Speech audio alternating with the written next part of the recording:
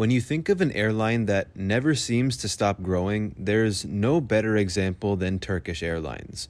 The carrier continues to rapidly expand its already massive global reach, having inaugurated its newest American destination with more expected to follow soon. Not only this, but Turkish recently placed a massive aircraft order with rumors that another one will be coming shortly as well. In this video, we're going to look into the various strides that Turkish has made in recent history to support its massive growth. I've been looking forward to making this video for quite some time now, so let's go right ahead and get started.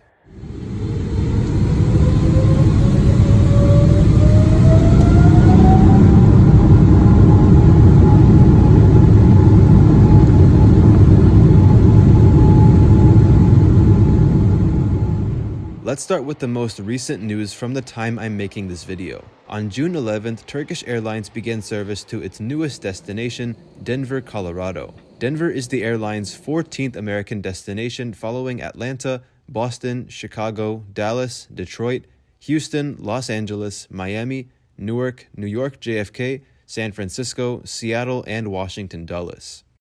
Turkish now serves Denver 3 times per week, with service increasing to 4 weekly flights by July 9th. The first 2 flights were operated by the Boeing 777-300ER, even though the Airbus A350-900 is what's normally going to be used on the route.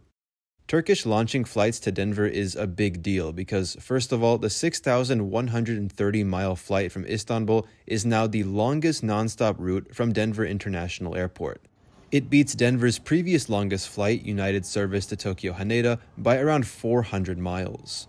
With Istanbul added to Denver's route network, the airport has nonstop service to the most international destinations in its history, specifically 31 across 17 countries.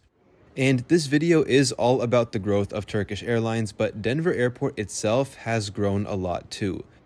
Turkish is actually the second new international airline to launch service to Denver this year, as Aer Lingus began service from Dublin last month. The new route to Denver is expected to produce more than $54 million in annual economic impact to Colorado and support the creation of around 350 new jobs across the state, further supporting Denver Airport's position as the key economic engine to the state of Colorado. The new service also launched at a great time, as passenger demand between Denver and Istanbul has increased by 50% since 2019 for both tourism and medical-related reasons. One of the most notable things about Turkish is that it serves 347 destinations across 130 countries, the most countries of any airline. This further facilitates travelers from Denver because they can get virtually anywhere in the world now with just one stopover in Istanbul. This is especially true for countries that are not served by any other airlines that serve Denver, like Afghanistan, Pakistan, Uzbekistan, and Bangladesh. On the day Turkish inaugurated service to Denver, the airline's CEO Ahmet Bolat hinted at service to even more American destinations on the horizon. While not giving any timelines for when these new routes would start, he did say that the airline's number of U.S. destinations would rise from 14, where it is now, to 20. The 4 cities that Mr. Bolat mentioned were Minneapolis, Charlotte, Philadelphia, and Orlando. The 2 other spots that would bring the total destinations to 20 were not mentioned, but we could infer that other major cities like Las Vegas or Phoenix could be possibilities as well. And it really doesn't matter which US airline is the top player at any of these airports, because even though Turkish is a Star Alliance partner with United Airlines, they fly to so many airports where United is not a major airline, like Detroit, Atlanta, and even JFK, where United doesn't fly at all. Turkish isn't bothered by flying to major oneworld or SkyTeam hubs because they have the capacity and capabilities to do well wherever they go. They've been performing well in airports like Atlanta, Seattle, Dallas-Fort Worth, and even Detroit.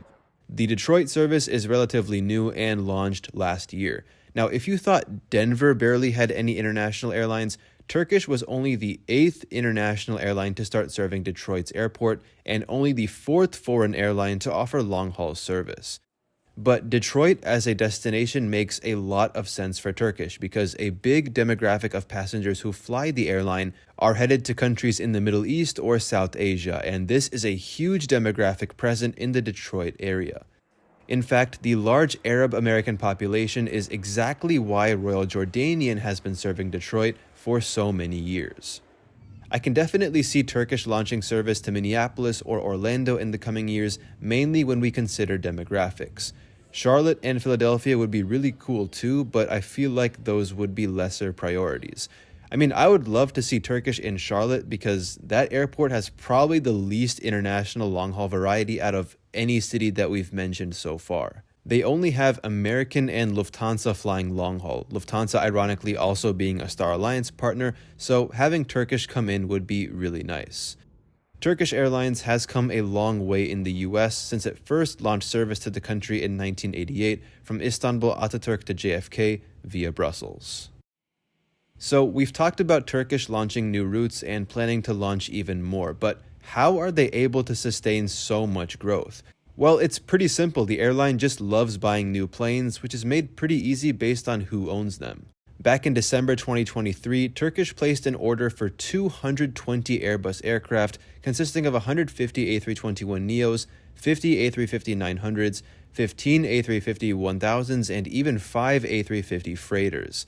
Now, a bunch of this order is aimed at replacing older A330 aircraft, but still, even with older A330s being retired, that's a lot of new planes being added. But wait, that's not all. Reports suggest that Turkish is talking with Boeing now to order 225 more planes, specifically around 150 737 MAXs and 75 787s. The reason for Turkish pretty much evenly splitting orders among the two manufacturers is just to mitigate the risk of delayed deliveries. Both companies have been facing delays in aircraft production, especially Boeing. All of these new planes aren't expected to be delivered for another few years, so in case one manufacturer is still facing delays, Turkish is banking on the fact that the other manufacturer might not be as backed up, and so they could take delivery of their new planes without any issues. So yeah, there really do not seem to be any limits to Turkish Airlines' growth. As of May 2024, the carrier increased its total capacity by 7.3% in terms of available seat kilometers, reaching 21.3 billion that month, which was an increase from 19.9 billion a year prior. In May 2024 alone, Turkish flew 7.2 million passengers with an average load factor of 79.8%. The airline saw increases in basically all areas, including international to international transfer passengers, overall passengers, and even the amount of cargo it was carrying. All in all, the future looks bright for Turkish Airlines, and I'm eager to see how the carrier continues to grow its route network and operations. That's all I have for today's video, so thank you all so much for watching, and I hope you enjoyed it. Until I see you next time, take care, and goodbye.